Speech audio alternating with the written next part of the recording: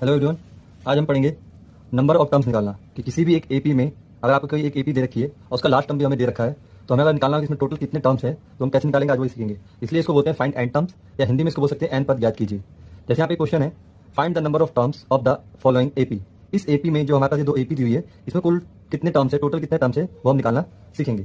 तो किसी भी एपी में नंबर ऑफ टर्म्स निकालने के लिए हमें बाकी चीज़ें चाहिए होती है, जैसे कि इसमें से निकाल लेते हैं।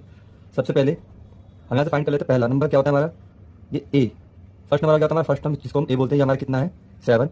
हमें डी चाहिए तो डी क्या होता है, डी निकालना फॉर्मूला होता है A2 माइनस A1। A2 हमारे पास कितना है 13 माइनस A1 कितना है हमारे पास 7। तो 13 में से 7 का कितना आ गया 6। और हमारे पास ये लास्ट टर्म जो है इसको हम क्या बोलते हैं AN। AN हमारे पास कितना है 205। ठीक है, अब हम निकालते हैं एन टर्म्स निकालने का। तो हमारे पास हमारा जो फॉर्मूला होता है एपी का वो क्या होता है एन टर्म्स निकालने का कि AN इक्वल में A plus N minus 1 into D. ये हमारा जनरल टर्म होता है एपी निकालने का। इसी में हम पुट करके वैल्यू निकालेंगे। हमें जो एन चाहिए उसको हमें निकालना है, बाकी जो जो वैल्यू उसको इसके अंदर हम पुट कर देंगे। जैसे AN इधर इक्वल में क्या है AN की वैल्यू हमारे पास कितनी है 205।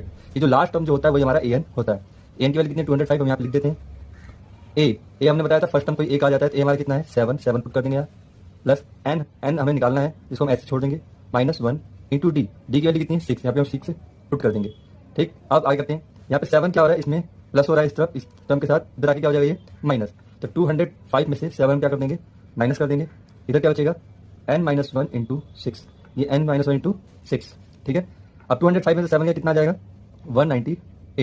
यहाँ पे बचा हमारा n माइनस 1 इंटू में 6। अब इसको करने के दो तरीके हैं, या तो आप 6 को अंदर मल्टीप्लाई कर लें दोनों टर्म्स के साथ और देन उसको सॉल्व करें, या आप डायरेक्ट भी ऐसे कर सकते हैं। 6 जो है ये बाहर है, मतलब मल्टीपल में मल्टीप्लाई में, इसको हम दूसरी साइड भेजेंगे तो कहाँ से जाएगा डिवाइड में, क्योंकि आपको पता है कि किसी भी नंबर को इक्वल के दूसरी साइड भेजने पर उसका साइन चेंज हो जाता है। अगर मल्टीप्लाई का है तो डिवाइड हो जाएगा, डिवाइड का है तो मल्टीप्लाई हो जाएगा। तो 6 जो यहाँ पे मल्टीप्लाई हो रहा है जाके क्या हो जाएगा डिवाइड। तब 6 को तो भेज देते हैं तो 6 हो जाएगा क्या होगा डिवाइड होगा। तो क्या करेंगे 198 को 6 से क्या कर देंगे डिवाइड कर देंगे। इधर क्या बचेगा हमारे पास n माइनस 1। 6 से इसको हम डिवाइड करें तो ये कितनी बार में कटेगा 19 में। देखिए 6 के टेबल में 19 कितनी बार में आता है 3 बार में, 1 बच गया 18 ये भी 3 बार में। तो 6 के टेबल से 198 कितना कर गया 33 बार में। यहाँ पे हमारे पास आंसर आ गया 33 इक्वल टू n माइनस 1। अभी n इधर माइनस हो रहा है क्या हो जाएगा प्लस।